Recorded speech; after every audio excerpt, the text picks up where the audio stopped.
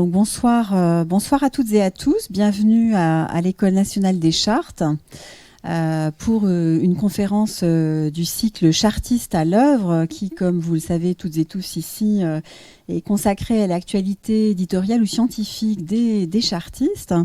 Et c'est particulièrement le cas pour Jacques Berlioz, que je suis très honorée, très heureuse d'accueillir ici ce soir.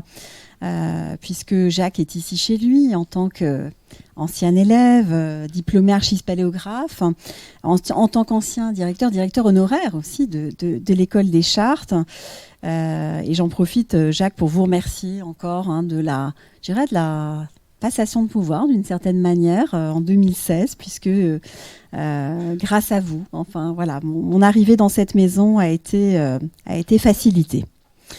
Alors, vous êtes surtout un éminent médiéviste, un spécialiste des sources, des textes, de l'anthropologie historique du Moyen-Âge. Vous avez une carrière de chercheur, véritablement, puisque vous êtes directeur de recherche au CNRS.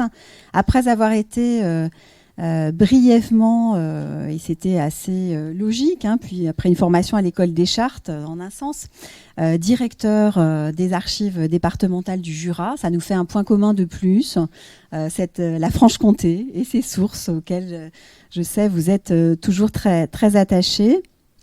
Vous êtes rattaché au centre de recherche historique de l'école des hautes études en sciences sociales, spécialiste, alors je l'ai dit, d'anthropologie historique, de littérature exemplaire et d'une foule de sujets que votre longue bibliographie, votre longue production bibliographique évidemment illustre parfaitement. Vous êtes aussi, je tiens à le rappeler, membre du comité de rédaction de la revue L'Histoire. Voilà, donc en fait, je ne peux pas tout dire ce soir, mais je suis contente de rappeler ces quelques éléments qui permettront en particulier aux jeunes gens présents dans la salle de vous situer un peu plus, même s'ils vous connaissent, bien entendu, pour l'ensemble de votre production. Et donc ce soir, en fait, vous venez nous livrer une conférence en exclusivité sur un thème passionnant qui est celui de l'amitié au Moyen-Âge, illustré par le cas de Joinville, donc du sénéchal de Champagne, envers Louis IX, Saint-Louis. Donc un thème, on va rentrer dans le détail d'ici quelques secondes, tout à fait fondamental, qui annonce, ainsi que d'autres articles de votre part, un livre à venir sur Jean de Joinville et les récits exemplaires. Alors là, le thème de l'amitié au Moyen-Âge est assez fondamental pour les médiévistes. Et je crois que le but de cette conférence sera tout d'abord de définir ce qu'est l'amitié au Moyen-Âge, autant que faire se peut, parce qu'il est évident que dans une société qui à la fois nous ressemble et a beaucoup évolué, cette amitié n'est pas, enfin ce qu'on entend par amitié n'est pas effectivement ce qu'on en entend aujourd'hui. Moi j'ai, en ce qui me concerne, tout de suite à l'idée un certain nombre de sources judiciaires où les amis des personnalités en procès, effectivement, ce sont toute la parentèle de la personne qui se retrouve en justice.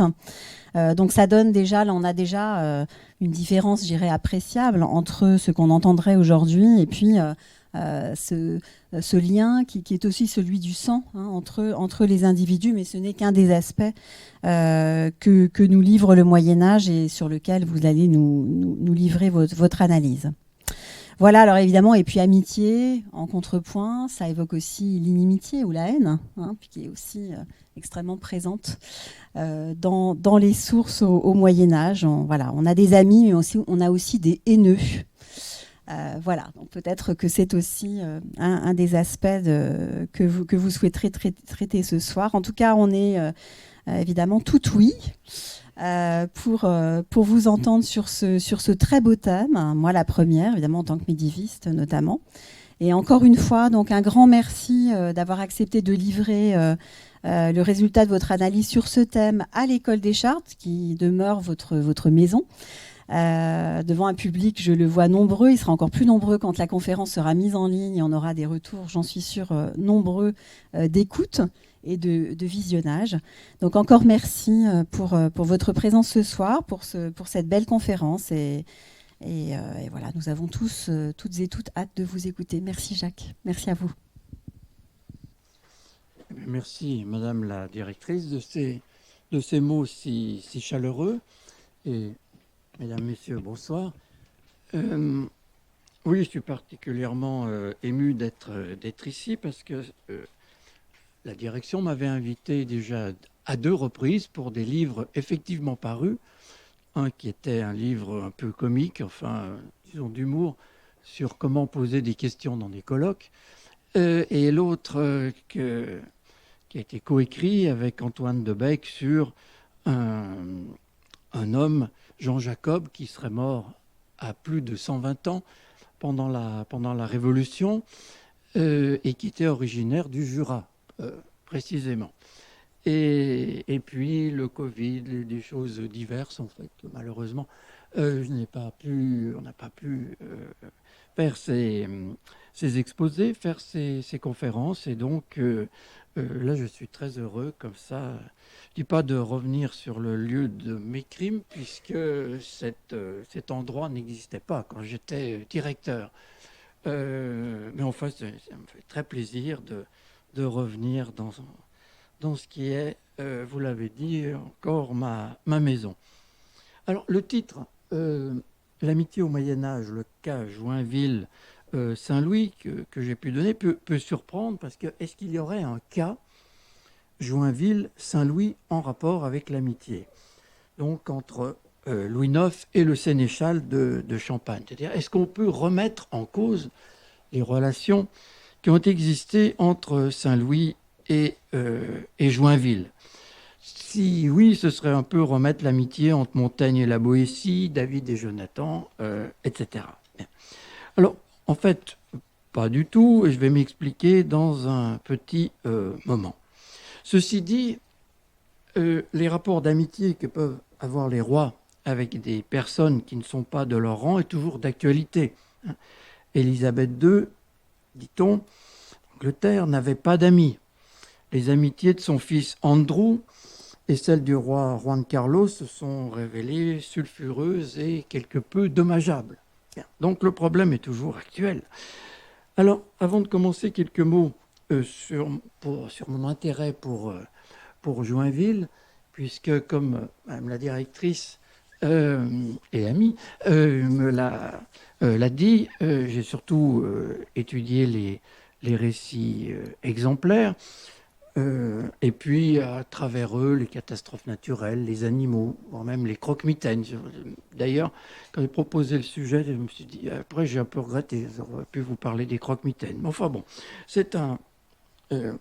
quand le livre paraîtra sur les croque-mitaines, vous me réinviterez, n'est-ce pas? Voilà. Alors, oui, intérêt pour Joinville.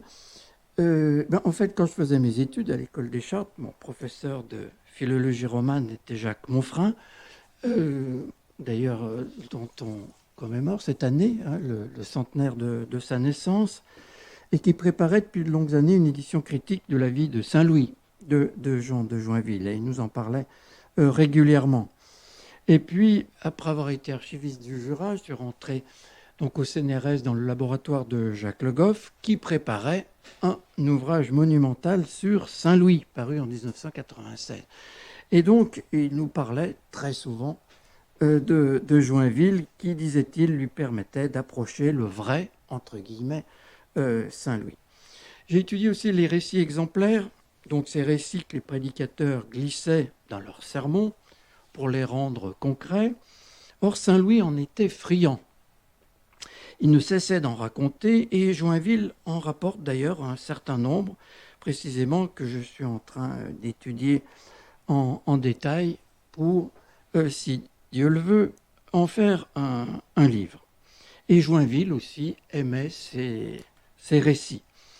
Et d'ailleurs, je dois aller dans quelques temps à Joinville même pour commémorer, c'est le 8e centenaire de la naissance de Joinville, Et le titre que j'ai donné, le petit exposé que je ferai, est « Joinville était-il un prédicateur ?»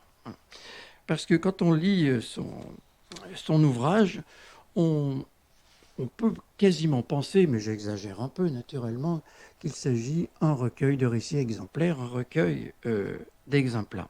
Il cite de très nombreux récits qui sont dus soit à Saint-Louis même, soit, j'ai entendu par exemple, un récit tout à fait intéressant, je ne parle pas d'amitié, mais tant pis, parce que c'est un très beau récit. Il cite un récit qui est rapporté par frère Yves le Breton. Ce dernier vit à Damas une vieille femme qui traversait la rue et portait dans sa main droite une écuelle pleine de feu et dans la gauche une fiole pleine d'eau. Frère Yves lui demanda « Que veux-tu faire de cela ?» Elle répondit qu'elle voulait, avec le feu, brûler le paradis et avec l'eau éteindre l'enfer, de façon qu'il n'y en eût plus jamais. Et lui demanda « Mais enfin, pourquoi veux-tu faire cela ?»« Parce que je veux que personne ne fasse le bien pour avoir la récompense du paradis, ni par peur de l'enfer, mais précisément pour avoir l'amour de Dieu qui vaut tant et qui peut nous faire tout le bien possible. » Et en fait, Saint-Louis renvoie en la réactualisant à la vie d'une mystique musulmane soufie, Rabi al-Adewaya, qui prêchait à Bassora au 8e siècle l'amour pur. Et on a même cru, c'est ce que dit d'ailleurs encore l'encyclopédie de l'islam, qui pourtant en principe est bien informée, que Joinville était la première occurrence de cet épisode, c'est-à-dire qu'il recueillait des récits exemplaires musulmans. Or non, en fait, il se trouve chez Farid Ibn Attar, dans le Mémorial des Saints, et Attar est mort en 1230. Bien. Mais on croyait que Joinville était le premier parce qu'on se servait de traduction de Attar ouïghour qui datait du XVe siècle et qui avait laissé tomber ce récit. Bon, mais il ne faut pas que je me perde en route. Alors, c'est en étudiant l'œuvre donc d'Étienne de Bourbon, dominicain, dont je tente d'éditer l'œuvre monumentale, que j'ai croisé certains récits que lui-même et Joinville avaient en commun, comme par exemple celui d'Artaud de Nogent, le trésorier du comte Henri Ier de Champagne, que ce dernier donne à l'un de ses chevaliers qui voulait avoir de l'argent pour marier ses 2 filles, ou celui du clerc pieux qui ne croyait plus du tout en l'Eucharistie, toujours gênant. Et donc, il avait des récits en commun. Donc, j'ai commencé à revenir un peu à Joinville. Et puis, j'ai renoué avec une de mes passions, de mes premières passions, c'est la chasse aux citations. Édité d'ailleurs, dirigé ce volume, identifié sources et citations, dans l'atelier du médiéviste, une collection qu'on a créée avec Olivier Guyot-Janin, professeur ici même. Donc c'est la traque de l'hypertexte, c'est-à-dire au-delà de la simple érudition, il s'agit de retrouver, loin d'une prétendue passivité de l'auteur, il faut retrouver comment celui-ci sélectionne des citations d'autorité et les modifie pour les adapter à la défense de son propre argument. Et Jean-Claude Schmitt l'a bien exprimé en disant « c'est dans l'accommodement des autorités que réside une large part de l'innovation lettrée médiévale ». Et quand on regarde l'œuvre, quand on pénètre un peu dans l'œuvre de Joinville, donc dans la vie de Saint-Louis, on s'aperçoit qu'il emploie un certain nombre de citations, mais toujours de façon cachée ou de façon voilée. De ce, il est écrit, ou le sage dit. Alors, j'ai pu, heureusement, mettre en lumière, essayer de trouver quelques sources, hein, et notamment, Joinville a étudié des ouvrages comme Le chatoiement d'un père à son fils, qui est la traduction française de la Disciplina Clericalis du juif converti Pierre Alphonse, donc du XIIe siècle. Mais il ne le dit pas directement, donc il faut avoir une petite méthode pour retrouver cela. Et d'ailleurs, dans cette citation, qui est celle-ci, « Si tu crains Dieu, tous les êtres qui te verront te craindront », est en fait une parole du prophète Mahomet.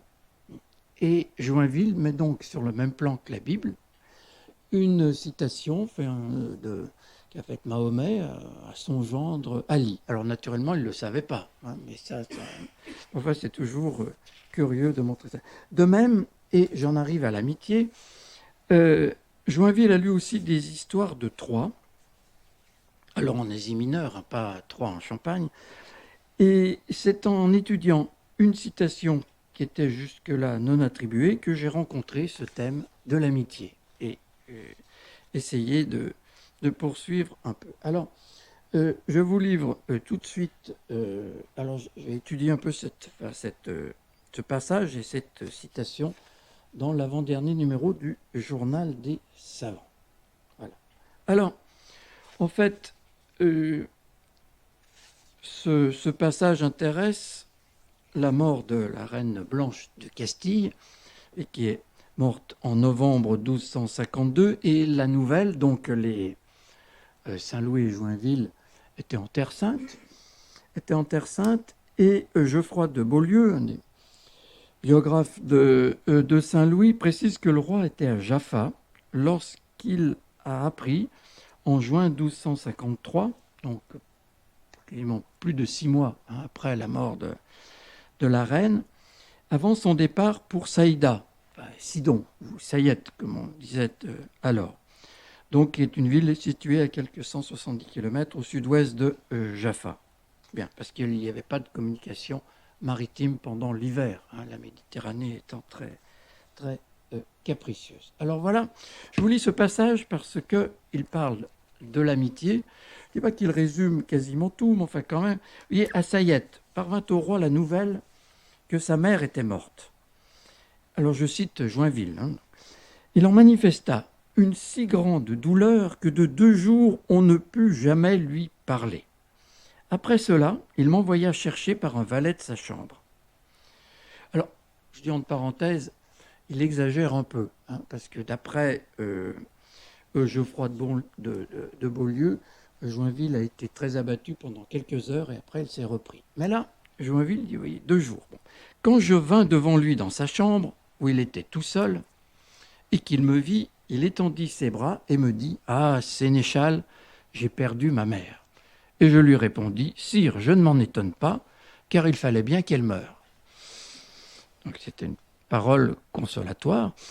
Mais je m'étonne que vous, qui êtes un homme sage, ayez manifesté une si grande douleur, car vous savez que le sage dit que la souffrance que l'homme peut avoir au cœur ne doit pas paraître sur son visage, car celui qui la laisse paraître en rend ses ennemis joyeux et attriste ses amis. Donc la citation, en fait, sera empruntée à l'histoire de la destruction de Troie, qui a été écrite par Guido delle Colonne, en latin, vers 1287, donc bien après 1253. C'est-à-dire qu'il met dans sa propre bouche une citation qui est un peu plus tardive. Je pense que c'est en rédigeant, donc au début du XIVe siècle. Entre-temps, il avait lu cette citation et il l'a mise en quelque sorte, il l'a remise dans sa bouche. Enfin bref, vous l'avez compris. Oui, d'ailleurs, ceci dit qu'il ne faut pas toujours prendre Joinville au mot, hein, comme certains historiens, que je ne nommerai pas, mais l'ont fait, parce que c'est tellement beau, tellement pur, tellement un témoignage taillé dans le cristal qu'on croit tout. En fait, donc, vous voyez, rien que pour ça, il faut faire attention. Hein. Il faut toujours, comme les chartistes, il faut toujours tout vérifier dès qu'on dit quelque chose ou on écrit quelque chose. Bien. Alors, est-ce que Joinville se comprend justement dans les amis? Il attriste ses amis. C'est à l'intérieur d'une citation. Est-ce qu'il y a vraiment cette... Bon. Alors, à partir de là, je me suis dit, mais d'abord, qu'est-ce que veut dire ses amis? Là, il attriste ses amis.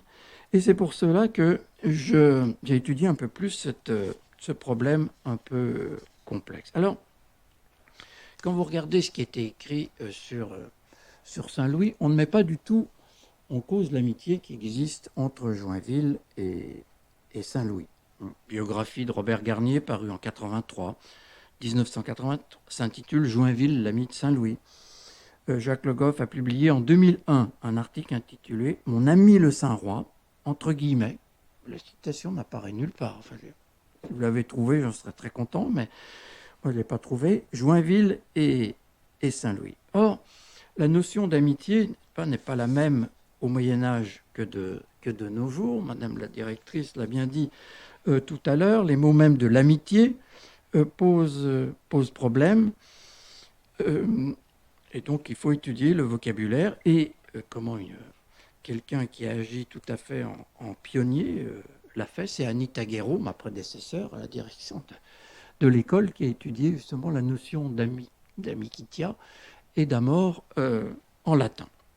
Bien. Alors, je rappelle simplement, on connaissait tous Saint-Louis et Joinville, mais je rappelle simplement donc que Joinville, né en 1224 ou 1225, a 23 ans au départ de la croisade en 1248, et il part, je vais dire, comme son père, son grand-père, en fait, toute sa famille, tout le monde est parti est parti en croisade, est revenu ou est mort là-bas.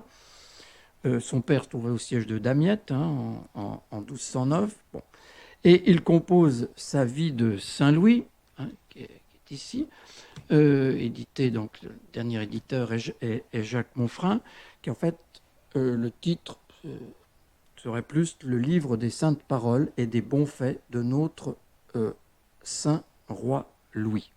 Et il est écrit de 1305 à 1309, donc vous voyez, entre 80 et 84 ans. Bien. Alors il avait sans doute à sa disposition, mais là les débats sont innombrables entre historiens, il avait sans doute à sa disposition des notes, où il avait peut-être déjà fait un petit mémo lors de la canonisation de Saint-Louis dans les années 1280. Bien. Alors c'est cette vie surtout qui est notre source principale. Pas seulement, mais... Et puis Saint-Louis, donc, roi de France, né en 1214, qui avait 34 ans au début de la croisade. Il a donc 11 ans de plus que Joinville. C'est bon à rappeler et à situer. Bien, alors, j'entre enfin dans le sujet. Donc, effectivement, il faudrait pouvoir donner une définition. Ce qui est un peu pas embêtant, mais ce qu'il faut voir, c'est que les définitions actuelles de l'amitié et de l'amour ne correspondent pas exactement aux définitions médiévales. Aujourd'hui, l'amitié, c'est le sentiment réciproque, pris dans le Robert, mais un Robert ancien, vous allez comprendre pourquoi. L'amitié, c'est le sentiment réciproque d'affection ou de sympathie qui ne se font ni sur les liens du sang, ni sur l'attrait sexuel. Bien. Et puis l'amour, c'est l'inclination envers une personne d'un autre sexe. Alors ça, c'est le Robert des années 1980, enfin disons, ou du même, si on veut être un peu plus moderne, le plus souvent un caractère passionnel fondé sur l'instinct sexuel, mais entraînant des comportements variés. Alors, pour le Moyen-Âge, ce n'est pas si simple. Alors, je vous... attendez, non. Ah oui, j'ai oublié d'appuyer, voilà, là c'est le manuscrit de la BN 13568, le plus connu, le plus utilisé, avec Joinville qui offre au destinataire, à Louis, son ouvrage. Bien. Alors, ce qu'il faut dire, c'est que jusqu'à présent, l'amitié au Moyen-Âge n'a pas tant été étudiée que cela. Alors, Brian McGuire, collègue danois, a étudié l'amitié dans les couvents, dans les monastères, l'amitié cistercienne. Mais l'amitié était un peu redécouverte ces dernières années à cause de l'histoire des émotions, des affects. Donc on le retrouve, il me semblait que, voilà, donner quelques ouvrages, Barbara Rosenwein, qui vient de publier un livre qui s'appelle Love, en français, Histoire d'un sentiment, autour de l'amour, mais elle traite aussi de l'amitié. Damien Bocquet et Pierre Carnagy ont étudié également très rapidement l'histoire de l'amitié. Régine Lejean va publier en février prochain, dans une semaine, Amis ou ennemis, émotions, relations, identité au Moyen-Âge. Un gros livre, 528 pages, que j'ai eu l'honneur et le plaisir de lire pour recension dans l'histoire, donc sur épreuve, qui est vraiment un très beau livre, un livre certes un peu difficile, mais tout à fait magnifique. Alors, le thème avait surtout inspiré les historiens de la philosophie, comme Bénédicte Serres, Penser l'amitié au Moyen-Âge, en étudiant les commentaires de l'éthique à Nicomaque. Je vais y revenir. Et les philosophes, d'ailleurs, ont peu étudié l'amitié, finalement. Hume, le philosophe anglais, parlait de l'amitié comme une passion calme, c'est-à-dire un peu tiède.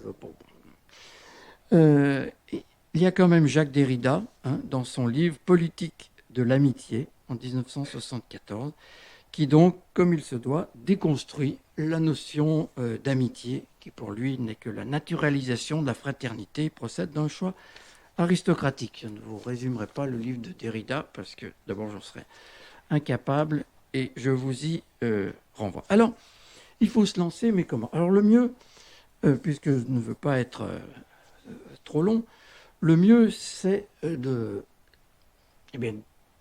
d'approcher, de regarder le texte et la vie de Saint-Louis de Joinville pour voir si Joinville parle de son amitié, puisqu'on dit partout que Joinville c'est le grand ami de Saint-Louis. Mais il faut bien le tirer de quelque part. Donc est-ce que dans son livre, qu'est-ce que l'on trouve Et à partir de là, à partir de ce que dit Joinville de l'amitié, des amis, est-ce qu'on ne peut pas précisément discerner les sens du mot amitié? C'est-à-dire que plutôt de coller tout de suite, comme ça, disant, ben voilà, l'amitié, c'est ça et ça, on va essayer de le tirer tout simplement de Joinville. Alors, oui. Alors, je me suis amusé à partir de l'édition de Jacques Monfrein, de rentrer le texte et d'en faire quelques concordances. Donc, voilà. Alors, Joinville emploie le nom commun ami à 10 reprises, dont 9 au pluriel. C'est intéressant. Alors, jamais au sens d'amant, comme dans les textes littéraires. Alors, au sens moderne du terme, c'est-à-dire qu'il est lié par un lien d'amitié, un lien affectif, on ne le trouve de façon sûre qu'une fois, et encore, c'est dans les conseils du roi à son fils que relate Joinville, confesse-toi souvent et choisis pour confesseur un prud'homme qui sache t'enseigner ce que tu dois faire et ce dont tu dois te garder. Et tu dois te tenir et te comporter de telle manière que ton confesseur et tes amis osent te reprendre de tes mauvaises actions. Donc là, ami désigne celui qui a pour le fils du roi une affection profonde. Ça peut être un ami, au sens moderne, ça peut être aussi un parent, un proche, un allié, tous ceux qui sont familiers de ce fils du roi. On retrouve cette ambiguïté dans la citation que j'ai évoquée tout à l'heure. Que celui qui fait un triste visage attriste ses amis. Et il peut attrister aussi ses parents. Voyez. Alors, les autres attestations que l'on a montrent qu'ami désignait des parents par le sang et par alliance. Il y a trois exemples. Bon, je vais en prendre qu'un. L'ambassadeur du chef de la secte ismaélienne des assassins, le vieux de la montagne. Il n'est pas extrêmement commode. Bon, s'étonne de ce que Saint-Louis ne verse pas tribut. Et il dit, il envoie les ambassadeurs, et il dit qu'il faut qu'il soit un de ses amis. Bon. En fait, il s'agit là d'être un partenaire dans une alliance diplomatique, donc entre rois, entre seigneurs, et ce dans la durée, et c'est dans une fraternité affichée. Alors, Saint-Louis dira non, je ne veux pas payer, vous pouvez me tuer demain. m'est égal. Bon. Et le chef des assassins, d'ailleurs, avait fait la même chose avec les Templiers. Tu les vois en disant, si vous ne payez pas, on tue le grand maître des Templiers. Et celui-ci avait répondu, vous pouvez, demain il y en aura encore un meilleur que moi. Alors le chef des assassins était un peu embêté parce que ces Occidentaux n'avaient pas peur de la mort. Bien. Sinon, par exemple, quand l'armée après Mansoura, est décimée, les corps ont été précipités dans l'eau, dans le Nil, et puis ils remontent. Et là, dit Joinville, je vis les chambellans du comte d'Artois et beaucoup d'autres qui cherchaient leurs amis parmi les morts. Et je n'ai jamais entendu dire qu'aucun y ait été retrouvé. Donc là, vous voyez, amis, c'est au sens des gens de leur lignage qu'ils connaissaient ou qui les servaient. Bien. Donc vous voyez, si on reprend là l'essence d'amis qu'a pu établir Nathalie Nabert dans son ouvrage Les réseaux d'alliance en diplomatie au XIVe et XVe siècle, on voit que dans le sens d'amis, il y avait d'abord amant, faisant l'objet d'une affection profonde, compagnon, relation entre vassal et seigneur, fraternité, disposition bienveillante d'un supérieur envers un inférieur. Bon. Ensuite, alliés, associés, liés par intérêt de parti et même unis par lien de voisinage. Bien. Donc, vous voyez, pour l'essentiel, c'est le 2 ou le 3. On voit déjà toute la polysémie médiévale autour des termes de l'amitié, avec un sens qui est très important et qui restera d'ailleurs jusqu'à la fin du Moyen-Âge, autour d'alliés politiques. Bien. Alors, il va falloir chercher ailleurs, puisque là, il ne dit pas mon ami le roi, etc. Ça aurait été bien pratique, mais non, il ne dit rien. Alors, en quelques minutes, cette notion d'amitié, la directrice l'a dit, est très importante au Moyen-Âge. Très importante.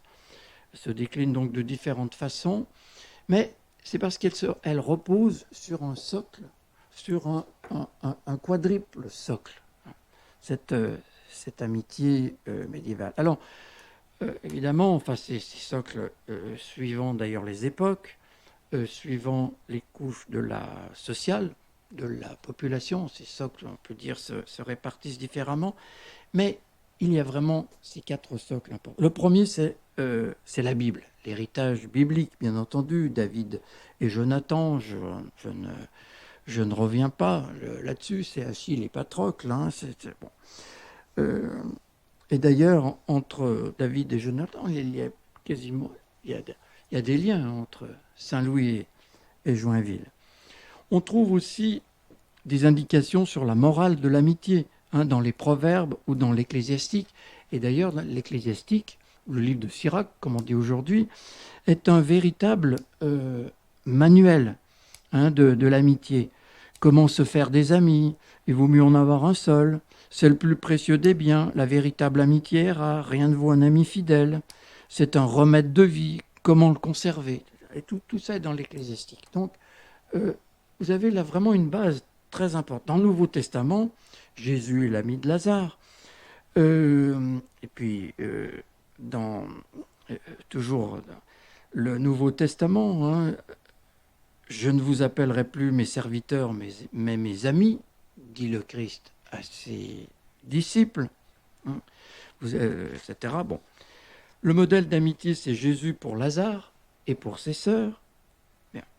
Jean dit aussi, le plus grand amour, n'est-ce pas, donner sa vie pour ses amis. Donc, vous voyez, gros socle. Vous avez également, et là, il faudrait 3 soirées pour en parler, vous avez le socle antique. Le socle antique, donc grec et romain. Grec, je vais assez vite. Bon, Platon, le Lysis, je passe. Aristote, qui donne un véritable traité de l'amitié, sous les livres 8 et 9 de l'éthique à Nicomaque. L'amitié est une vertu majeure qui est nécessaire à la vie. Elle assure la cohésion entre les citoyens de la cité, encore davantage que la justice. Il y a 3 formes, ça on étudie ça en terminale, c'est on étudiait, sur les 3 formes de l'amitié. Vous avez celle qui est fondée sur la vertu, c'est la plénitude de l'amitié. Vous avez celle qui est fondée sur le plaisir. C'est bien d'avoir des amis, parce que c'est sympathique. Bon. Et puis vous avez celle qui est fondée sur l'intérêt. Il faut avoir des amis, il faut avoir un réseau, en quelque sorte. Bien. Et donc, mais ensuite les épicuriens ont pu reprendre cela, c'est-à-dire que l'amitié offre réconfort et sérénité aussi. Les stoïciens même disent, en fait, le philosophe peut se passer d'amis, mais quand même, c'est bien d'en avoir, parce que l'homme a besoin de relations avec ses semblables. Mais celui qui a eu un énorme succès au Moyen-Âge, c'est Cicéron, l'Aelius de Amicitia, traité donc philosophique. L'amitié ne peut exister que chez les hommes de bien. Elle est une entente totale et absolue, accompagnée d'un sentiment d'affection. C'est la vertu donc, qui crée l'amitié et la maintient. Sans vertu, toute amitié est impossible. Et ça, on le retrouvera tout au long du Moyen-Âge. Et c'est la nature qui est la cause de l'amitié. Si c'était l'utilité, eh bien, cette amitié changerait. Donc, condamnation. Bon, alors, c'est un traité, vraiment, si on veut comprendre l'amitié au Moyen-Âge, il faut vraiment s'imbiber comme l'était. C'est un traité qui a eu un énorme succès à l'époque médiévale et qui va être repris précisément par les auteurs chrétiens. Alors, dans le christianisme, eh bien, le christianisme absorbe, en quelque sorte, cette notion, mais on passe de 2 éléments, de 2 amis, on passe à 3. On passe à 3. Le christianisme donc ajoute une personne. Cette personne, c'est le Christ. C'est-à-dire l'amitié. Et saint Augustin le dit. Saint Augustin qui avait eu une grande expérience avec un jeune ami qui était mort. Il est resté encore plus que Saint Louis dans le plus grand des désarrois. Il était complètement brisé. Mais il dit finalement c'était pas une bonne amitié parce qu'il n'y avait pas le Christ. Et en fait, toute cette... Alors on va retrouver ça chez tous ceux qui sont intéressés à l'amitié. C'est nombreux, soit les théologiens, soit les écrits de spiritualité. C'est-à-dire que l'amitié est une élévation vers la perfection, elle est recommandée, mais ça doit être une amitié dans le Christ. Et on trouve ça notamment dans un très joli petit volume d'Aelred de Rievaulx, l'amitié spirituelle. Bien. Alors, il y a également, on ne peut pas en parler trop longtemps, mais vous avez également l'amitié qui vient de la féodalité, l'amitié virile. Et c'est ce que montrent bien d'ailleurs les travaux de Régine Lejean, c'est-à-dire que le Moyen-Âge est fondé bien évidemment sur une hiérarchie verticale, sur des rapports verticaux, seigneur, vassal, etc. Mais pour que cela fonctionne, il faut que les vassaux s'entraident et soient des amis, des alliés. Et donc, pour le haut Moyen-Âge, l'amitié, d'ailleurs tout autant que l'inimitié, puisque haïr quelqu'un, ça donne, surtout si on est nombreux, si on a des ennemis en commun, ça donne de l'unité, et entre soi, être amis, liés, alors on ritualise cette amitié avec des pactes d'amitié, des banquets d'amitié, etc. Bien. Donc ça c'est important, et la littérature épique d'ailleurs donne une image, non pas un miroir, une image de cette amitié. C'est Olivier et Roland. Et puis vous avez une chanson de geste qui est un roman de chevalerie plutôt, qui est connu, Ami et Amil. Je suis obligé de le citer. C'est l'histoire de deux amis. L'un d'eux, qui s'appelle Ami, bon, a été frappé par la lèpre parce qu'il avait commis un parjure pour sauver son ami, Amil. Une vision l'a informé qu'il ne pourrait être guéri qu'en se baignant dans les sangs des enfants de son ami Amil. Bien. Lorsqu'Amil a appris ça, il sacrifie aussitôt ses enfants pour faire guérir son ami, qui sont cependant miraculeusement revenus à la vie après la guérison d'Ami. Bien. Donc là, vous voyez, cette littérature montre une admiration réciproque pour les prouesses et les vertus de l'ami. Bien. Alors, voilà le contexte. Alors, maintenant, revenons, donc on a un peu ça, même si j'étais obligé d'aller vite, et il ne me reste pas beaucoup de temps, mais si l'on regarde encore dans l'œuvre de Joinville, alors on voit que peu à peu, Joinville va se rapprocher du roi. J'en ai vu les étapes, 1241, banquet de Saumur, mais enfin là, il coupe la viande, donc je ne vois pas beaucoup le roi, il est très jeune.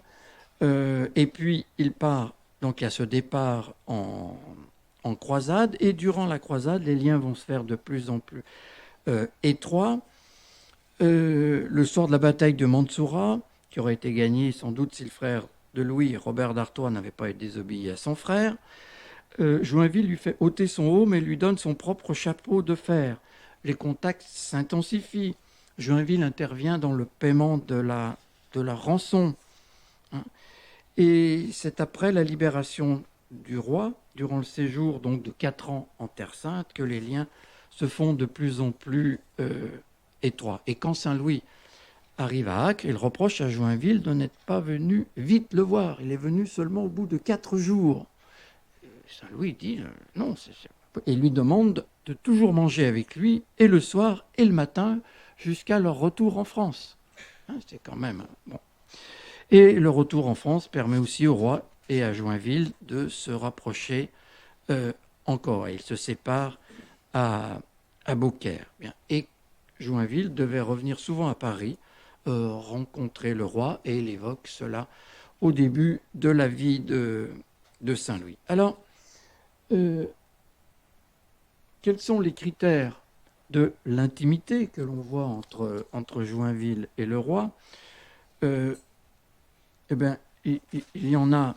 D'abord, Joinville est proche du roi, c'est-à-dire qu'il ne fait pas partie des barons, il n'est pas parmi ses proches conseillers, mais il souligne, Joinville souligne sa proximité avec le roi. Il a été, durant toute la croisade, je cite, en sa compagnie. Bon. Deuxièmement, Joinville dit souvent qu'il est seul avec le roi. Il emploie même 2 fois l'expression « tout seul », pour mieux souligner cette intimité. Il insiste donc sur l'échange personnel entre le roi et lui. Il me demanda, je lui dis que, il me fit venir une fois, je n'ose vous parler. Bon, et c'est le roi qui parle. Ensuite, il y a la proximité physique avec le roi. Après une discussion assez musclée avec Robert de Sorbon sur le luxe des vêtements, Joinville a traité Robert de Sorbon de fils de vilain et de vilaine. Bon. Le roi donne tort à Joinville, devant tout le monde. Mais il convoque ensuite son fils Philippe, Thibaut de Champagne, et Joinville s'assied par terre et dit « Asseyez-vous ici, bien près de moi, pour qu'on ne nous entende pas. » Et ceux qui sont là disent « Ah non, on n'ose pas s'asseoir si près de vous. » Et il dit « Sénéchal, asseyez-vous ici. » Et il le fait asseoir à côté de lui, au point que leurs vêtements se touchent. Et Joinville, on le sent, est très ému.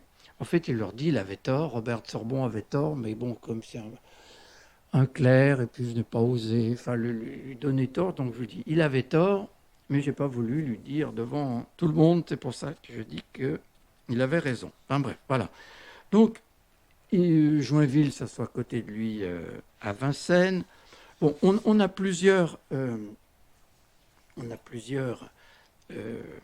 témoignages de cette proximité physique pour avoir encore beaucoup d'exemples. D'ailleurs, assez curieusement, Jacques Le Goff dit que Joinville cherchait la proximité physique avec le roi. Or, tous les exemples que l'on voit, c'est Saint-Louis, au contraire, qui s'impose, qui se met, qui le fait venir près de lui ou qui le touche. Mais jamais Joinville. Donc, je n'ai toujours pas compris pourquoi Jacques Le Goff avait dit. Alors, il y a les confidences. Alors, Saint-Louis rapporte à Joinville des paroles de l'évêque de Paris autour des affres métaphysiques d'un grand maître en théologie qui ne croyait plus à rien, presque.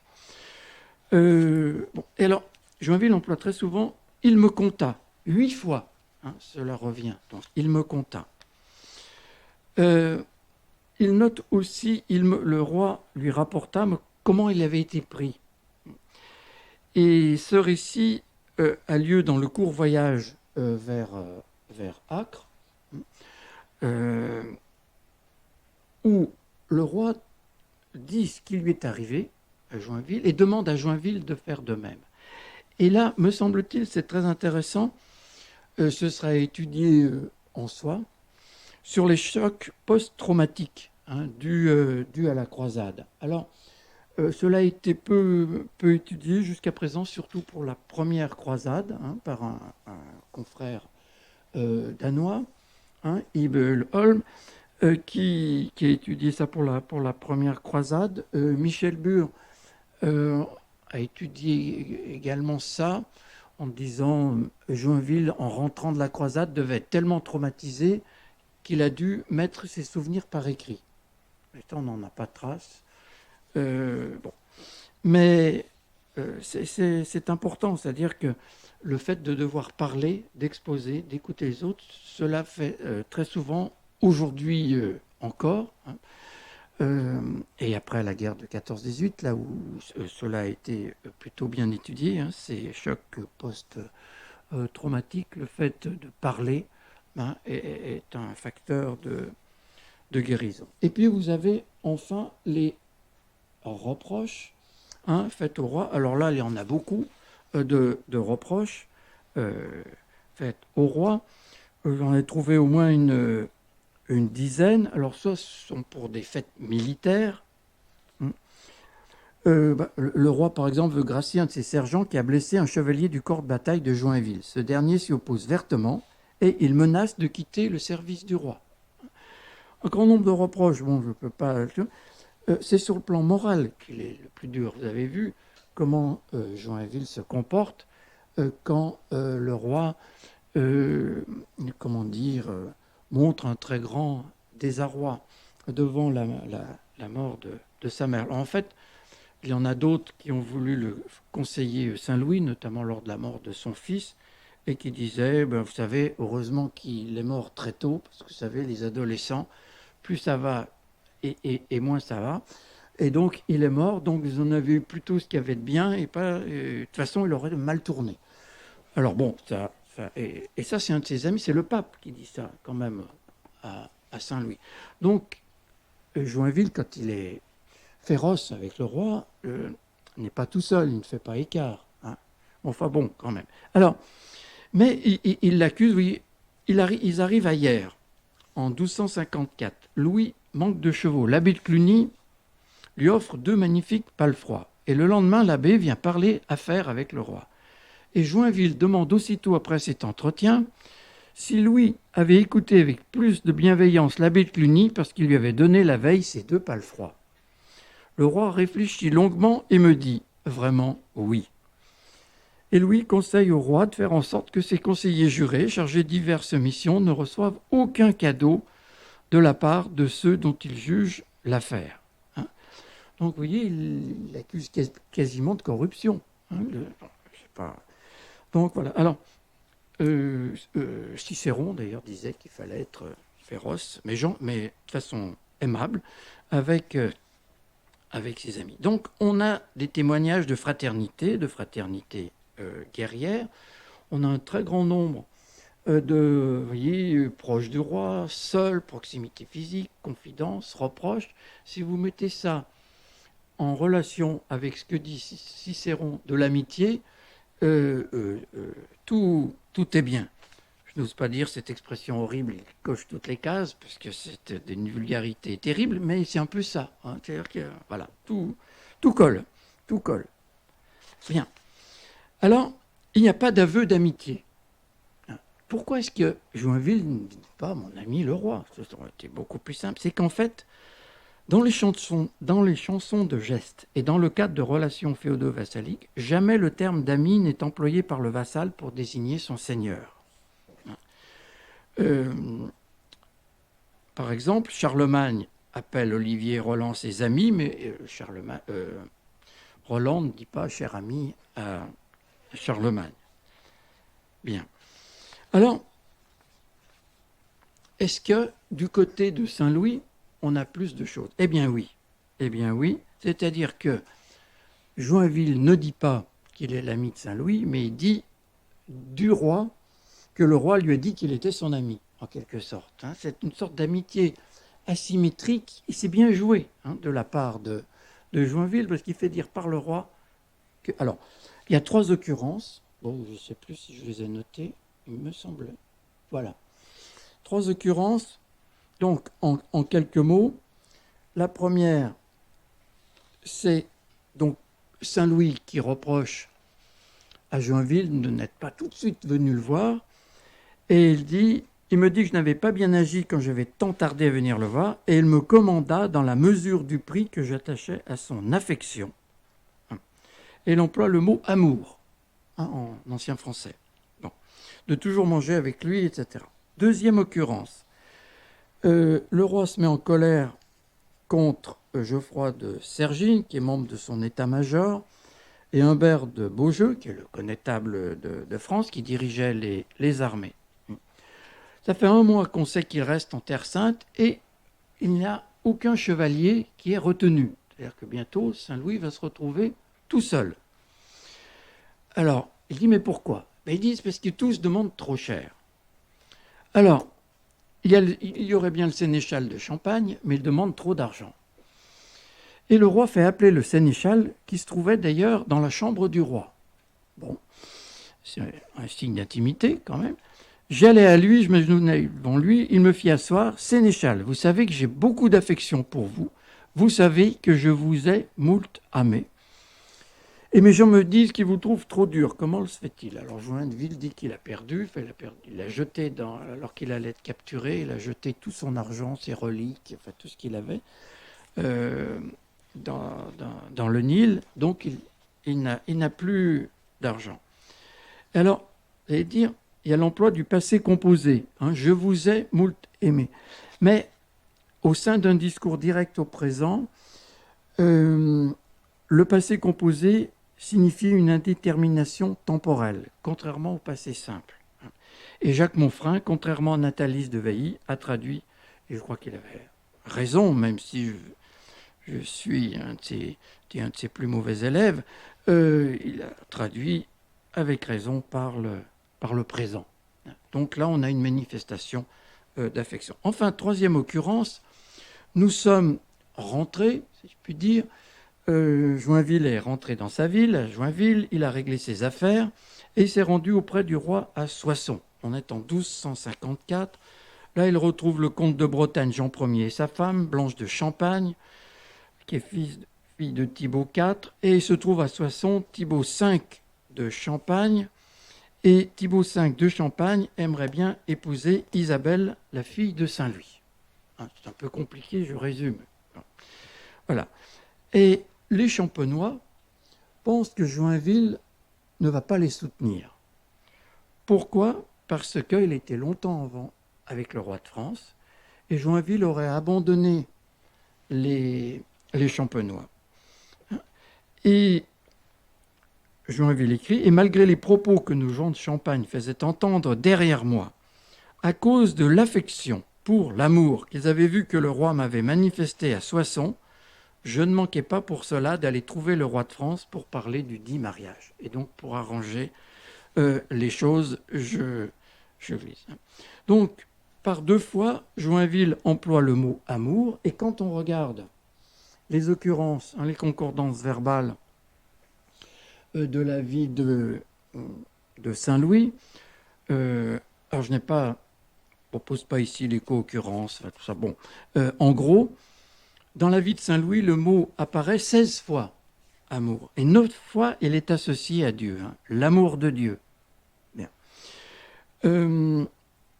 Parfois, d'ailleurs, il dit, vous voyez, quand Saint-Louis demande de laver les pieds des pauvres le jeudi saint, il dit pour l'amour de Dieu et pour l'amour de moi. Bon, donc vous avez Dieu et Saint-Louis. En parlant de lui, alors il ne se met pas sur le même plan, mais parce que tout ça serait à reprendre. On trouve aussi le mot amour à 4 reprises, mais au sens affaibli de bonne disposition, de non-agression. Et on retrouve le vieux de la montagne, les assassins, pour dire que voilà. C'est un amour diplomatique. Donc l'amour qu'éprouve Saint-Louis pour Joinville pendant la croisade et après est traduit, à juste raison, je crois, par Jacques Monfrein, par affection. Nathalise de Vailly, qui donc a traduit, et très bien, la vie de Saint-Louis, donc à la fin du XIXe siècle, 1874, pour la 2e édition, traduisait par amour. Mais si on traduit par amour, de nos jours, il faudra avoir le sens qu'avait le mot amour. Et effectivement, au début du XIVe siècle, l'amour a le sens de lien affectif, d'affection, mais parfois en dehors de toute attirance sexuelle. Quand vous dites vous avez fait tout l'amour à quelqu'un, en fait, c'est donner tous les signes possibles d'affection. Et donc, amour désigne l'amitié, une amitié fondée sur des affinités personnelles et sur l'estime. On pourrait encore aller plus loin, puisque là, cette amitié qui est montrée entre Joinville et Saint-Louis permet de décrire la faveur royale. Nous avons les travaux de Stephen Jagger, par exemple, en 1991, qui montrent comment, quand un roi choisit ses amis, à qui il accorde sa amitié, il renvoie aussi à lui-même. C'est-à-dire que l'amitié qui est donnée à Joinville honore tant le sénéchal que le roi lui-même. Et donc, Joinville, quand il décrit tout l'amour que le roi lui porte, renvoie en quelque sorte à Saint-Louis qui s'honore en ayant quand même lui comme ami. Vous voyez, c'est pour voir les choses de façon plus générale. Bien, alors, j'allais me dire, et je conclus dans 5 minutes, j'allais me dire oui, mais vous avez interrogé la vie de Saint-Louis, est-ce qu'on a d'autres témoignages? Très bien, si quelqu'un disait, l'ami du roi, Joinville, est arrivé, un chroniqueur. Mais malheureusement, on a peu de choses. Guillaume de Saint-Patus, qui reprend des passages de la déposition de Joinville lors du procès de canonisation, note que Joinville a vécu 24 ans et plus dans la compagnie du Saint-Roi. Bon. Et il note que Joinville rappelle que durant le voyage d'Égypte à Acre, Joinville s'asseyait toujours à côté du roi. Mais pas grand-chose d'original. Alors, on a un témoignage, heureusement, d'un notaire toscan, très connu des passionnés de littérature médiévale, et notamment de la littérature des nouvelles, parce que c'est un des créateurs de la nouvelle italienne. Et c'est Francesco da Barberino, qui vient voir Joinville à la fin de sa vie pour l'interviewer. Alors, il lui pose d'ailleurs des questions assez bizarres, parce qu'il sait que Joinville a longtemps été près du roi, qu'il était écuyer tranchant, et il lui demande comment il faut disposer les couverts à table. Bon. Alors Joinville dit, vous savez, ça n'a pas beaucoup d'importance. L'importance, c'est d'avoir les mains propres. Bon. Alors, Barberino note tout ça. Alors, c'est dans ses Documenti d'Amore. Voilà. Et puis, il l'interroge précisément sur l'amitié. C'est formidable, il va nous dire enfin. Et voilà ce qu'il écrit. Donc c'est le dernier texte que je lirai, après je conclus. Considère cet exemple. Le seigneur Jean de Joinville avait un fils appelé Jean, comme lui. Effectivement, c'est son second fils, né en 1248, qui était sur le point de faire un long voyage. Il lui dit « Choisis parmi nos hommes les 4 que tu croiras être le plus de nos amis et des tiens, et tu les conduiras avec toi. » Le fils répondit « J'emmènerai donc tel et tel. » Parmi ceux-là, dit le père, donc Joinville, il y en a un qui a jadis trahi son seigneur. Prends à sa place un tel en qui nous avons toute confiance. Mais, dit le fils, celui que j'ai choisi déclare qu'il m'aime plus que lui-même. Le vôtre, au contraire, bien qu'il m'ait servi quand je lui ai demandé, ne m'a jamais témoigné son affection par ses paroles. Alors le père lui dit le texte de la règle, parce que dans les documenti d'amore, vous avez des règles qui sont posées autour de l'amour, de l'amitié, et le texte est en italien, et en dessous, vous avez des notes, et c'est de là où est tiré le texte, qui exprime, qui commente ces règles. Alors le père lui dit, le texte de la règle n'est pas ami qui le dit, ni ennemi qui se tait, l'œuvre seule fait preuve, et plus la longue que la courte est la récente. Donc c'est un récit qui est quasiment tiré de l'expérience de Joinville, et qui évoque d'ailleurs un récit, dit le demi-ami, offert par le châteaument, dont Joinville s'est servi. C'est un récit qui était assez connu, ne serait-ce que dans les recueils de récits exemplaires, non laïques en quelque sorte. C'est en Arabie, à son fils qui pense jouir de l'amitié de 100 personnes, un père de famille avisé répond qu'il n'a eu quant à lui toute sa vie que la moitié d'un ami, et lui conseille de mettre à l'épreuve la fidélité de ses prétendus amis en se présentant chez eux, porteur d'un sac ensanglanté dans lequel il aura déposé un veau qu'il aura tué. Il devra prétendre être l'auteur d'un meurtre et demander de l'aide pour enterrer le cadavre. Le fils reçoit un mauvais accueil partout où il se présente, sauf chez la moitié d'amis de son père qui accepte d'enterrer en secret le sac ensanglanté.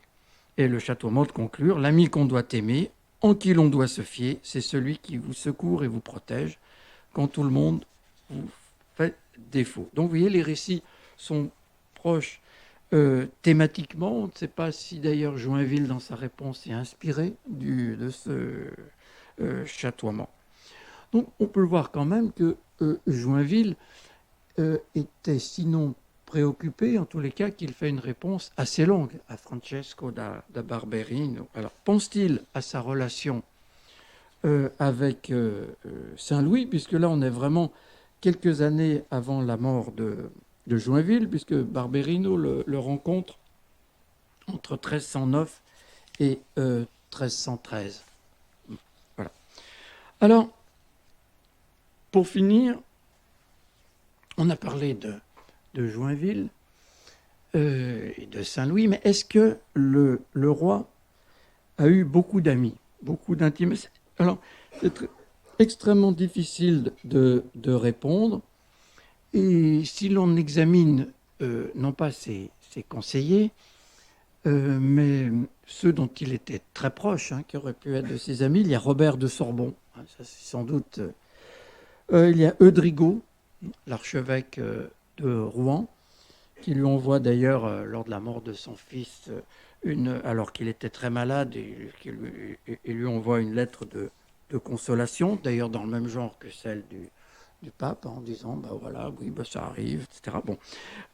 Mathieu de Vendôme, l'abbé de Saint-Denis, le chapelain de Roye, Philippe de Cahors, ou de Chaours, l'évêque d'Évreux, auquel Jordan vient de consacrer un beau livre, Guillaume de Chartres aussi, le clerc du roi, qui était un de ses biographes. Et là, on retrouve d'ailleurs dans les actes qui ont été étudiés par Carolus Barré, en 1254, Guillaume de Chartres achète une maison située au Palais des Thermes à Paris. c'est pour construire le collège de la Sorbonne. Bien. Et il dit au profit d'un de ses amis. Or, c'est le roi qui est derrière. Alors, qu'est-ce que ça veut dire? Est-ce que c'est vraiment Guillaume de Chartres qui dit c'est pour un ami, donc c'est le roi? Ou au contraire, c'est pour cacher encore plus qu'il s'agit du roi, parce qu'il ne viendrait à l'idée de personne que Guillaume de Chartres puisse traiter le roi d'ami. Donc vous voyez là, le mystère, demeure.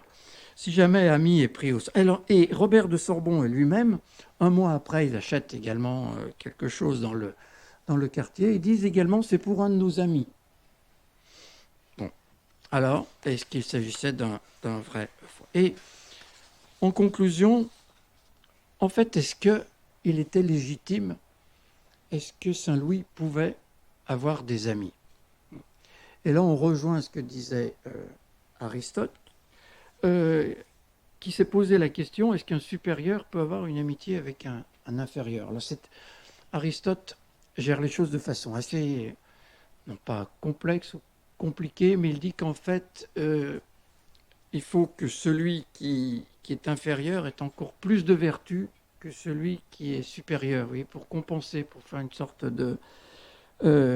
d'équilibre, d'égalité proportionnelle. Et précisément, il dit ça dans un traité, donc l'éthique à Nicomaque, qui est traduit et qui est commenté. Et Albert le Grand reprend cela et il dit que l'amitié envers les grands est une inconvenance politique. Elle diminue leur respectabilité. L'amitié affaiblit l'autorité royale. Alors, dans un sens, bon, bien que le roi a quelques amis, parce que difficile de vivre tout seul, comme cela, et puis il revient, il dit non, il ne convient pas au roi d'avoir des amis.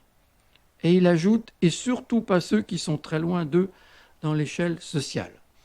Alors, ce n'est pas exactement le cas de Joinville, qui certes n'était même pas un de ses vassaux, mais donc pour Albert le Grand, le roi ne doit pas avoir d'amis.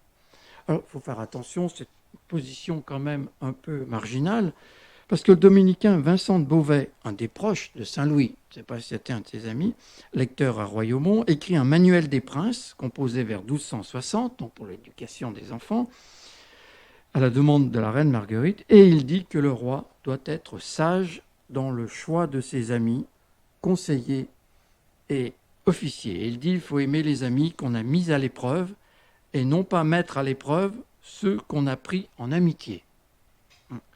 Mais il n'évoque pas l'impossibilité pour le roi d'avoir des amis. Donc, est-ce que Saint-Louis était au courant de ces interdictions? On ne sait pas. Donc, pour vraiment finir, il s'agit, Joinville fut à l'évidence un familier, un intime du roi, qui vécut, comme il le dit, bien 22 ans en sa compagnie. Et ces liens mutuels d'affection se sont formés par des expériences liées lors de la croisade, souffrance, captivité, objectif commun, miséricorde envers les prisonniers, etc. Donc il s'agit d'abord d'une fraternité de guerre, on pourrait dire d'une camaraderie du front, de la rencontre entre deux fortes personnalités qui se complétaient. Donc dans les mots, dans la vie, nous avons une amitié asymétrique, avec des indices multiples de l'affection profonde que portait au roi le sénéchal, affection mêlée d'admiration et de respect, autant que de vues critiques. Et puis de l'autre, un amour déclaré, celui de Saint-Louis, qu'un supérieur peut oser avouer. Donc, pour comprendre cette amitié, il faut, je crois, avoir à l'esprit les différents sens du mot amitié et ami au milieu du Moyen-Âge, dans une société très hiérarchisée, et sans doute parfois désemparée devant une amitié dont le fondement est bien l'égalité. Merci.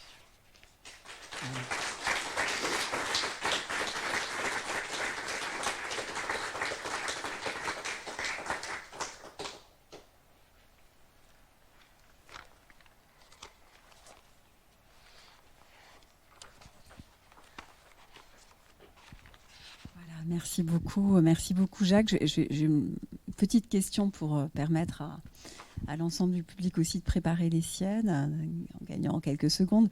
Là, on a une très très belle, avec l'exemple de Saint-Louis de Joinville, un très bel exemple effectivement d'amitié, vous l'avez dit Jacques, qui tient aussi au compagnonnage militaire, amitié entre hommes.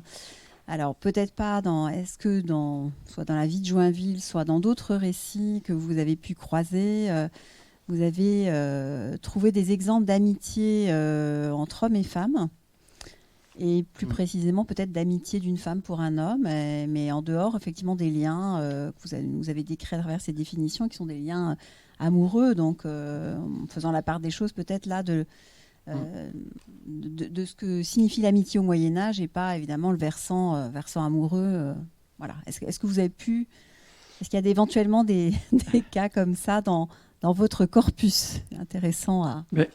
C'est évidemment l'amitié, et là le livre à venir de Régine Lejean le montre bien. Il s'agit surtout d'une amitié masculine. Alors les sources évidemment manquent, mais on peut en trouver par exemple dans le dernier manuel qui est paru dans l'atelier du médiéviste, dont je peux désormais faire la publicité, puisque Olivier Guyot-Janin et moi-même ne dirigeons plus cette belle collection. C'est Cédric Giraud qui la dirige. Oui, dans le dernier ouvrage qui est consacré au catalan médiéval, on trouve une lettre de Yolande de Bar, donc de la reine d'Aragon à la fin du XIVe siècle, qui écrit un chevalier en le traitant de cher ami. Alors, ils avaient une passion en commun, les livres. Bon, ils avaient une belle bibliothèque. Et donc, il y a déjà une sorte d'affection. Et en plus, c'était pour bien marquer aussi une amitié diplomatique avec ce chevalier qui dirigeait d'ailleurs les archers du roi en France, et qui pouvait être susceptible d'aider le roi d'Aragon et Yolande de Bar. Donc là, on a un témoignage. Je croyais avoir d'ailleurs le texte, je m'étais dit, tiens, mais c'est pour ça que j'ai quitté le métier d'archiviste assez vite, parce que je suis très mal ordonné, comme vous avez pu le constater. Mais voilà, on doit pouvoir réunir des témoignages comme cela, puis il y en a sûrement, parmi vous qui pourriez intervenir, qui en connaissent, mais il y en a relativement peu. Même si Régine Lejean dit qu'il faut faire attention, qu'il ne faut pas mettre les hommes d'un côté, les femmes de l'autre, il faut faire attention à ce qu'on écrit à propos du genre. C'était plutôt certaines reines pouvaient se venger ou haïr certaines personnes autant que les hommes. Donc, évidemment, ce sont surtout les témoignages, les témoignages qui manquent. Enfin, dans les traités, comme celui de Rievaud, l'amitié spirituelle, que je vous recommande, il est très, très amusant. C'est un dialogue, c'est très Prime Sautier. Et il dit « L'amitié, a-t-on dit, ne peut subsister qu'en gens de bien. Il est donc facile de voir clairement qu'on ne doit pas accepter une amitié qui ne conviendrait pas à des gens de bien. » Alors, c'est Gratien, c'est celui qui est peint. Mais il se pourrait que nous soyons complètement dans le brouillard pour discerner ce qui convient. C'était très... Mais malheureusement, faudrait que je le relise, parce que c'est souvent après des questions comme ça qu'après on peut relire et en trouver. Mais non, malheureusement, il y a peu de témoignages pour l'instant. Oui. Entre Aliénor d'Aquitaine et son oncle Raymond de Poitiers. également entre l'amitié, soi-disant, entre Richard Cœur de Lion et Philippe Auguste. Ah oui. Alors là, vous touchez quelque chose. On peut commencer par Richard de Lion et Philippe Auguste. Oui.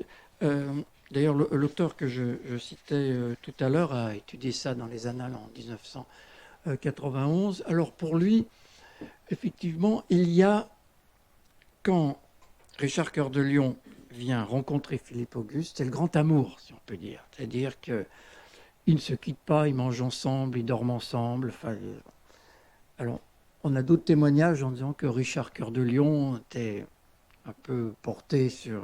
enfin, bon, mais on a quand même de nombreux chroniqueurs qui en parlent. Il n'y a jamais d'allusion à cela. Et en fait, le père Henri II, père de Richard Cœur de Lion, est très inquiet de cette amitié parce qu'il a peur que son fils trahisse pour le roi de France. Et donc, il s'inquiète de ces manifestations, mais non pas parce qu'il s'agirait de sodomie, pour employer le terme, mais d'amitié virile, qui irait trop loin, hein, en quelque sorte, au point d'oublier sa parentèle et ses intérêts anglais. Ses intérêts anglais, en quelque sorte. Alors, il faut se méfier des manifestations d'amitié réelles. Vous savez, c'était le baiser sur la bouche, les grandes embrassades, dormir ensemble, etc., qui, de nos jours, dénoteraient quand même un comportement homosexuel pour eux. Et donc, mais il faut se méfier parce que d'abord, les gestes ont évolué. Baiser sur la bouche se faisait encore il y a peu de temps entre dirigeants soviétiques. Et donc, voilà. Et même dans les lettres ou dans les poèmes.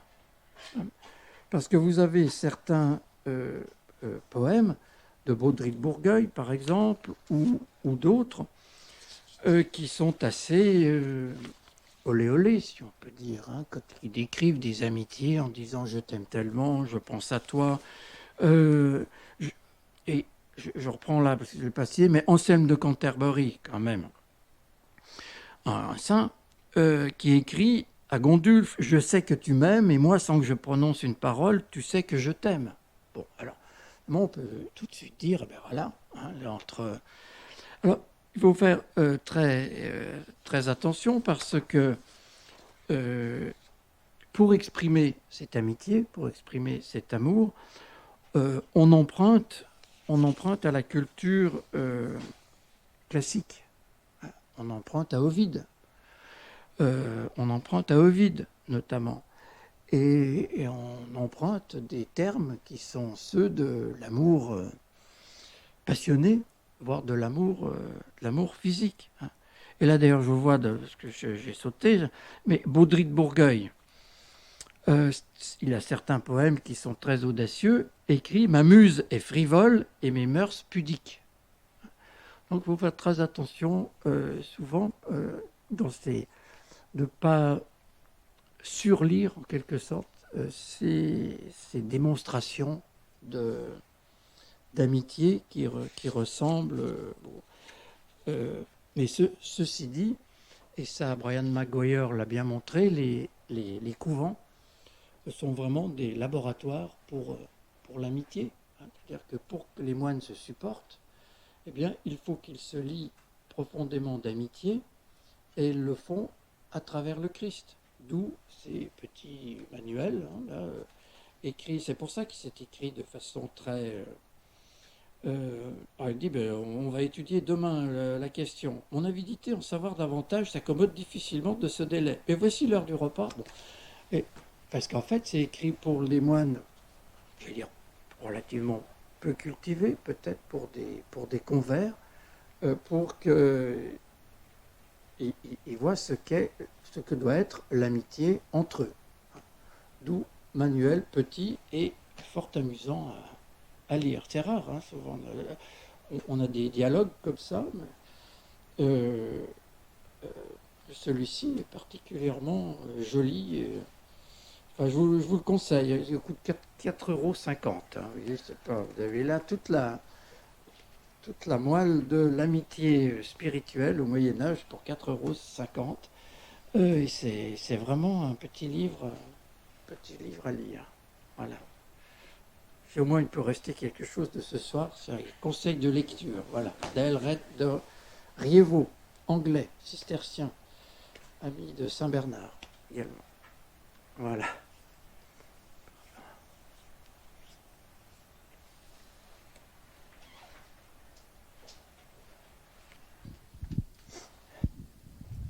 Merci beaucoup pour votre conférence. Est-ce qu'on peut parler d'une recherche d'exclusivité chez Joinville dans sa relation vis-à-vis de Saint-Louis, notamment l'épisode que vous avez cité avec Robert de Sorbon, un petit peu essayer d'éliminer un rapport. Est-ce qu'il ne met pas en place une espèce de rapport exclusif finalement au fil de sa vie de Saint-Louis ou de ce livre des faits? Et de même, quand il parle de sa relation avec Pierre d'Alençon, donc le fils de Saint-Louis, il dit, là pour le coup, et c'était très éclairant ce que vous disiez, parce que quand il cite Pierre d'Alençon, il dit Pierre d'Alençon qui moult moi, hein, qui m'aimait beaucoup. Et là, on voit bien, et ça confirme tout à fait ce que vous disiez, je crois. Oui, alors c'est pour ça qu'il faut lire Joinville avec toujours l'esprit critique, comme vous l'avez fait, puis vous connaissez mieux Joinville que moi, mais il y a effectivement un outil tout à fait essentiel et que Jacques Monfrein, bien entendu, en bon chartiste et chercheur, a fait, c'est l'index, hein, la table des noms de lieux et de personnes. Parce qu'on peut souligner, j'avais noté par exemple toutes les femmes, hein, j'ai fait un petit tableau là-dessus, et vous voyez ceux qu'il ne cite pas. Et ça, alors, certains le citent, comme Robert de Sorbon, où effectivement il le tourne en ridicule, alors que c'est sans doute... Et il ne cite jamais, par exemple, Geoffroy de Beaulieu, enfin le confesseur, il ne cite jamais le confesseur du roi, hein, qui pourtant était quasiment tous les jours avec lui, qui décrit, mais d'une manière complètement différente, la scène de l'annonce de la mort de la reine mère, hein, où Geoffroy se met en avant en disant, vous savez, nous avons parlé quelques minutes, je lui ai remis les idées en place et après tout allait bien. Alors que Joinville se met là précisément en avant et ne cite jamais finalement les plus proches du roi. C'est-à-dire que, et si on suit votre remarque, et j'y souscris volontiers, pour trouver les vrais amis du roi, il faut voir ceux que Joinville ne cite pas. Et je viens d'en faire déjà une première liste. J'entends amis, et notamment, j'ai l'impression aussi, j'ai oublié de le dire, mais enfin, vous savez tous que Joinville est un laïc. Hein.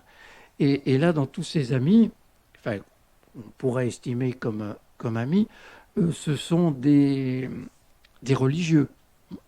Alors, ça se double aussi du chevalier, etc., qui voit peut-être d'un mauvais œil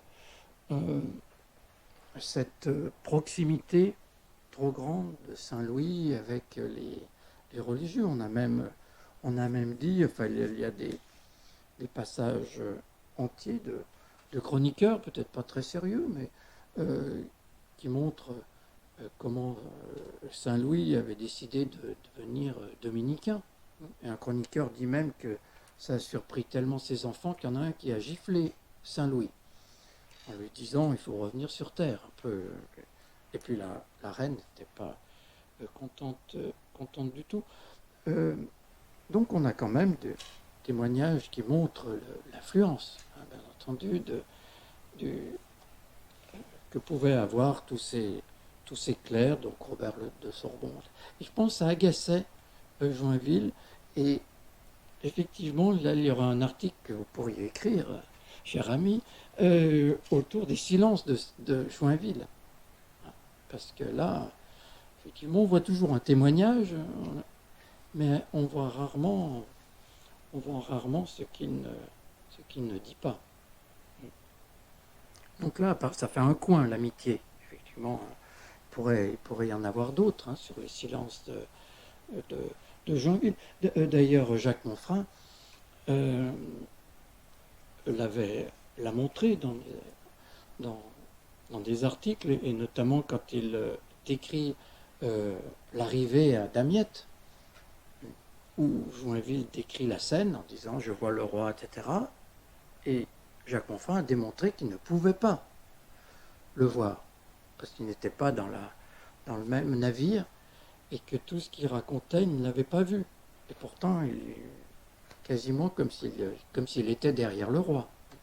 Or non. Donc voilà, ça ce serait... Là, c'est le contraire d'un silence. Au contraire, c'est ajouter quelque chose qu'on n'a pas vu.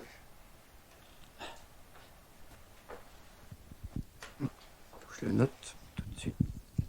Oui, donc vous avez dit que l'amitié entre Saint-Louis et Joinville cochait toutes les cases, enfin, entre guillemets, et entre autres, il y avait cette dimension aussi asymétrique. Donc il y a la dimension asymétrique entre le roi et quelqu'un qui est d'un statut inférieur, même s'il est haut placé. Et je me demande si aussi il y a un autre facteur d'asymétrie qui n'est pas aussi à prendre en considération, qui est la différence d'âge, parce qu'elle est peut-être pas énorme, mais je pense à d'autres cas, un qui est chez les Plantagenets, qui est Henri II et Thomas Becket, très mal tourné, et là il y a une amitié qui remonte plus à la jeunesse, et ou un cas peut-être un peu anachronique, celui d'Henri IV, Henri V plus tard avec Falstaff, et d'autres personnes de ce type. Donc est-ce que cette différence d'âge qui fait que jamais il y a eu d'égalité, même par l'amitié des contemporains, ça n'a pas joué aussi pour faire cette belle amitié durable qu'il y a eu entre eux? Oui, je crois. Et d'ailleurs, cette asymétrie se voit dans ce que dit Joinville du roi, c'est-à-dire une grande admiration, même une admiration esthétique, quand il le décrit avec son aume d'or et qu'il resplendit, etc. Une très grande admiration. Et effectivement, une dizaine d'années, il y a aussi quasiment, non pas un père et son fils, mais enfin, pas un oncle et un neveu, et il y a très certainement, oui, cette dimension, alors, qui serait aussi à mettre en rapport cette asymétrie qui est un peu, en quelque sorte, renversée à la fin de la vie de Saint-Louis, de l'ouvrage, quand Joinville refuse de partir pour la seconde croisade, et il dit qu'il ne veut pas partir, que c'est pas bien du tout pour le royaume, et y compris pour lui, parce que quand il n'est pas là, eh bien on en profite, et il refuse de partir. Alors, Jacques Le Goff a dit d'ailleurs qu'il y avait un remords, enfin, que Joinville a toujours eu un remords. Enfin, moi, j'en suis pas entièrement persuadé, mais Saint-Louis, quand il décide de partir à la croisade, Joinville est là, et Joinville le prend dans ses bras et le porte depuis approximativement la Sorbonne jusqu'à l'école de médecine, en quelque sorte, entre deux hôtels. Et ça, alors ça a été étudié par Jacques Le Goff, une sorte de piéta, en quelque sorte, renversé, où là c'est le fils qui porte le père, en quelque sorte. Et à la fin, il y a une sorte de boucle qui se termine, enfin, qui se ferait, où Joinville là, assume physiquement et la porte, c'est-à-dire que là c'est pas le roi qui fait mettre Joinville près de lui, mais c'est lui qui le porte. Donc là, effectivement, à la fin, il y a un renversement. Mais cette question d'âge, oui, est très importante. Et je m'étais posé la question, d'ailleurs, puisque je devais parler de Jean Jacob, qui est mort à 120 ans, et J'ai lu pas mal sur les auteurs âgés. C'est revenu à la mode, il y a eu 2-3 ouvrages sur les auteurs âgés, leurs derniers livres, leurs derniers mots. Et je me suis demandé si dans la vie de Saint-Louis, il y avait des passages autour de... Parce qu'il écrit quand même à 84 ans. Enfin, il n'y a pas de mention de... Maintenant que je suis âgé... Alors il y a aujourd'hui Rien ne va. Enfin ça c'est normal. Avec Philippe le Bel, c'est horrible. Bon, à part ça, c'est une sorte de réflexe. Mais sinon, il y a peu de... Il n'y a pas de... L'âge devait être important, mais Joinville ne met pas en avant, ni pour sa jeunesse, ni pour sa vieillesse. Mais enfin, là encore, merci, parce qu'il faut relire comme ça, avec ces lunettes de l'âge, pour trouver... Ça, c'est les conseils des anciens. C'est-à-dire qu'il faut pour lire les sources, il ne faut pas les lire et tirer des choses, il faut avoir des idées préconçues et voir si ça... Bon, c'est un mauvais conseil, mais on fait ça toujours. Hein, des idées, sinon préconçues, avoir des grilles pour voir si ça marche. Parce que quand on lit, si on n'a pas dans l'idée les choses à avoir, on ne les aperçoit pas. Voilà.